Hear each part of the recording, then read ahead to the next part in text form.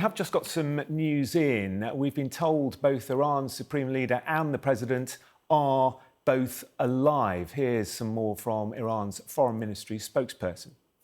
They are all safe and sound. Yes, we have had some martyrs, some commanders who have been martyred as the result of this terrorist act of aggression. But what matters is that the Iranian nation, our armed forces, our brave armed forces, are taking necessary measures to defend Iran in the most strongest way possible. Let's bring in our international affairs editor, Dominic Waghorn. Dominic, perhaps you could just comment first of all on that line that, as far as he is concerned, the president and Khamenei are still alive. Yeah, that's Ismail Baghai, who is the foreign ministry spokesman in Tehran, and he's echoing what his boss, Saeed Abbas Araghchi, the Iranian foreign minister, said a little while ago as well, which, as far as they know, the Ayatollah, the supreme leader Ali Khamenei, is safe and sound. And there's been a lot of speculation, obviously, about his welfare, about his whereabouts, because his compound, certainly on the strength of satellite images that we've seen today, has been comprehensively destroyed in this air campaign launched by the Americans and the Israelis in the early hours this morning. And there was also a report that he was going to be interviewed live on a Arabic language Iranian news channel, and then that never happened. We've now heard from the Iranian government saying that was actually a bit of a false steer, and Alam had got their facts mixed up. So, I think all we do know is the Israelis have been saying that he was a target. And I think it's a fair assumption, because this is a very different kind of campaign to what we saw last June, when we saw a more limited offensive targeting Iranian nuclear facilities.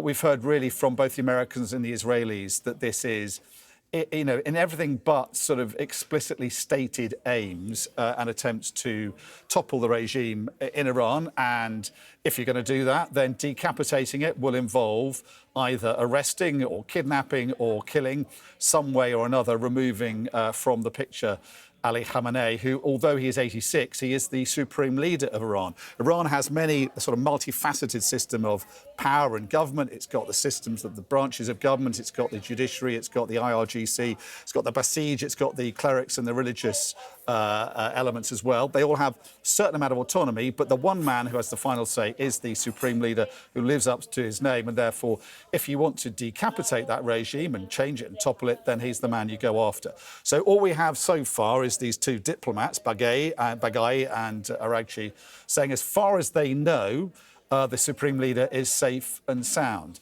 I think, observers will be reading into as far as I know, because they are both saying that, a certain amount of scepticism. But I guess that's what you would say if you're a diplomat in a city that's under attack from an air campaign. You haven't seen him, you haven't spoken to him. Communications will be disrupted in Tehran, and therefore, as far as I know, he is alive and well, which, if it's true, I guess kind of will be a blow to both the Americans and the Israelis, who would have hoped that if they were targeting him, they were able to kill him in the opening hours of this campaign.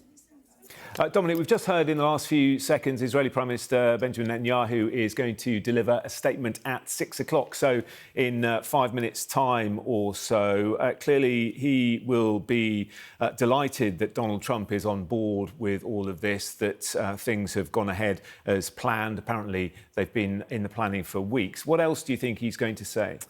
I think he will try and lay out the reasons for this war, or this second round, if you like, in America and Israel's war on Iran, and try and justify it. Now, he's most likely to do that to his domestic audience, who will need and will take less persuading than the international community. And I think what we are lacking so far from the Israelis and the Americans, and Donald Trump didn't really lay this out as well, is a sort of legally sound justification for this extraordinary step they've taken in the Middle East, because it's tipping the region into a war without going through the UN, without, in Donald Trump's case, even getting US congressional approval for this as well. So this is very different to what we saw in the early 2000s when George W. Bush went to war in Iraq, and he and Tony Blair and the other allies bent over backwards to try and justify what they were doing in terms of international law, in terms of the UN Charter, in terms of trying to get UN Security Council backing. Their critics said they went too far, that they presented dodgy intelligence, but they went through that process. Donald Trump is not doing that, and neither is Benjamin Netanyahu. All we've heard from Donald Trump is kind of couching this in historic terms, laying out the reasons why the Iranian government has been such a thorn in the side to the Americans and the Israelis, laying out what the Iranians have done in terms of killing American servicemen and women over the years, and justifying it in that sort of sense of grievance with the Iranians, but not doing what his predecessor George W. Bush did. So I don't think we'll hear that kind of legal pretext from the Israeli Prime Minister, but I think he will make an effort to explain why this has happened, both to his own people, but also to Israel's allies, and amongst whom there will be a lot of disquiet, I think, about what has happened in a way that has stunned the world, the fact that this air campaign has been launched. And I think, obviously, from the Israeli Prime Minister, he will also try and present the case that so far this campaign has been successful. It will be a blow to him, I think. He's not going to address this directly, I'm sure, though, that as far as we're hearing from Iranian diplomats, the kind of number one target, if you like, Ayatollah Ali Khamenei, has, as far as we know, not been killed so far in this campaign. And of course, we do know, don't we, that when regimes collapse, they can lead to chaos. And looking further into the distance, that is something nobody wants, replication of something we've seen in the past. Yeah, Jonathan, well, I've been there a few times, and what Iranians say to you, even the ones that don't like their government at all, is that they are afraid, most of all, of chaos. And the Iranians have looked around the region. They have seen what's happened in Syria. You know, a popular uprising that then led to a civil war and chaos and hundreds of thousands of people dying. They've seen something similar in Libya. They've seen chaos in Egypt as well. And that will be, I think, a fear for them. And I think they'll be trying to work out, even if they are critics and opponents of the Iranian government, what exactly the Americans and the Israelis have in mind for the day after.